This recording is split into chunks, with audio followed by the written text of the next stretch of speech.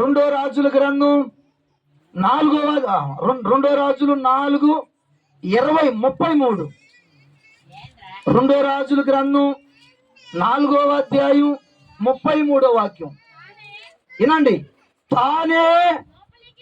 వినండమ్మా.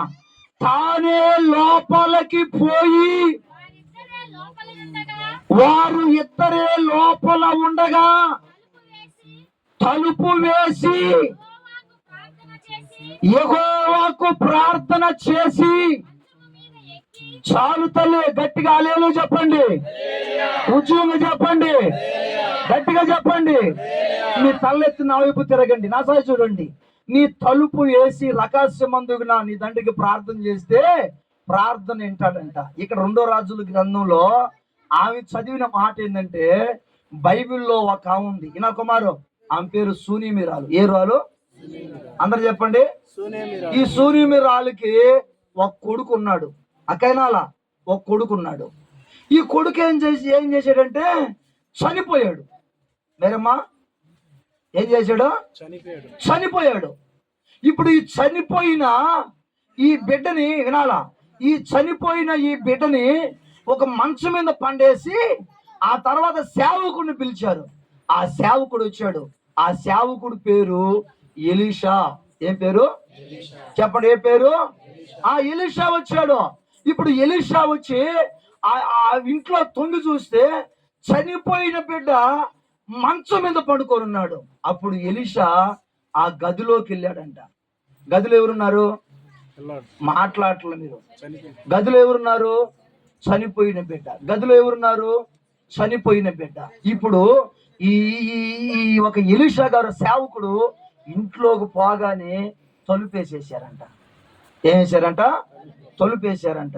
అప్పుడు ఇంట్లో శవం ఉంది, పక్కన ఎలీషా ఉన్నాడు. అప్పుడు చనిపోయిన ఆ బిడ్డ కొరకు ఎలీషా ప్రార్థన చేశాడంట. చనిపోయిన బిడ్డ లేచి కూర్చున్నాడంట. చెప్పండి గట్టిగా హల్లెలూయా. ఉద్యోగం చెప్పండి గట్టిగా హల్లెలూయా, హల్లెలూయా. పిల్లరా, నేను అంటాను, ఏ తలుపేయకుండా ప్రార్థన చేయొచ్చుగా మా? తలుపేయకుండా ప్రార్థన చేయొచ్చుగా? తలుపేయకుండా బిడ్డ మీద చేతులు ఉంచచ్చుగా? తలుపేయకుండా ఆ బిడ్డని బ్రతికించచ్చుగా? తలుపుకున్న ఇలువ, తలుపుకున్న గౌరవాన్ని మీకు చెప్తున్నాను. రహస్యమందు మీ తండ్రికి నువ్వు ప్రార్థన చేసేటప్పుడు తలుపేసి ప్రార్థన చేయాలి. ఈ రాజమండ్రిలో ఉన్న ఈ భార్య ఏం చేసింది? తలుపేసి తన భర్త కోసం ప్రార్థన చేస్తే చనిపోవాలి అనుకున్న భర్త తిరిగి ఇంటికి వచ్చాడు. ఇక్కడ రాయబడిన మాట, చనిపోయిన బిడ్డని మంచం మీద పండేసి ఆ తర్వాత ఎలీషా ఆ రూమ్లోకి వెళ్ళిన తర్వాత ఆ తలుపేసుకొని చనిపోయిన బిడ్డ కోసం ఎలీషా ప్రార్థన చేశాడంట. ప్రార్థన ఆలకించిన దేవుడు చనిపోయిన ఆ బిడ్డని బ్రతికించాడంట. హల్లెలూయా చెప్పండి, హల్లెలూయా, హల్లెలూయా. ఈరోజు మన కుటుంబానికి మేలు జరగాలంటే, అమ్మా, ఈరోజు మన భర్త మన మాట వినాలంటే, లేదా మన భార్య మన మాట వినాలంటే, లేదా మన పిల్లలు మన మాట వినాలంటే, మనం ఆశీర్వాదకరంగా ఉండాలంటే, సమస్య తొలగిపోవాలంటే, కలవరాలు కన్నీళ్లు ఎగిరిపోవాలంటే, నీ ఇంటికంటూ ఒక తలుపు ఉంది, నీ గదికంటూ ఒక తలుపు ఉంది. ఆ తలుపు వేసి ఆ ఇంట్లో చేరి నువ్వు ప్రార్థన చేసావనుకో, చనిపోయిన బిడ్డ ఏ విధంగా బతికాడో నీ కుటుంబం కూడా బతుకుతుంది. హల్లెలూయా. నీ శోధన కూడా తొలగిపోద్ది, నీ దరిద్రం కూడా తొలగిపోద్ది, నీ సమస్యలు కూడా తొలగిపోతాయి, నీ కలవరాలు కన్నీళ్లు ఎగిరిపోతాయి. అందుకని ఈ రోజుల్లో చాలా మంది ఏం చేస్తారంటే తలుపేసుకొని నిద్రపోతారు, కానీ తలుపేసి ప్రార్థించి, తలుపేసి తింటారు కానీ తలుపేసి ప్రార్థన చేయరు.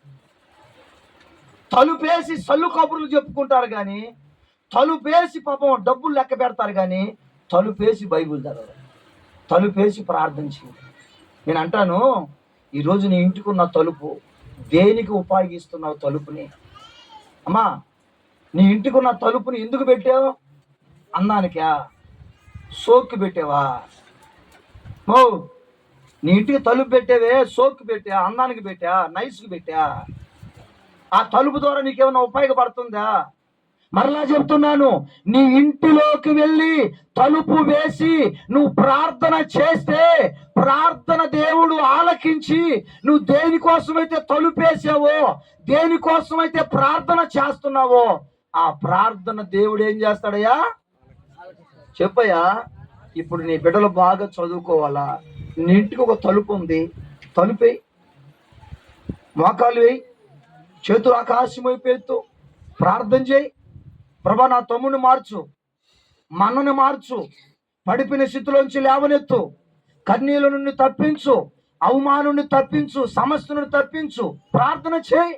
దేవుడు ప్రార్థన ఎండయ్యా. ఎలీషా ప్రార్థన అనలా? ఎలీషా ఏం చేశాడు?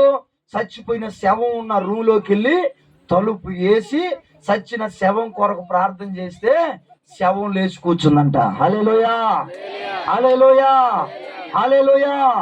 తలుపేసి నిద్ర కాదు పోయేది, తలుపేసి ప్రార్థన చేయాలా.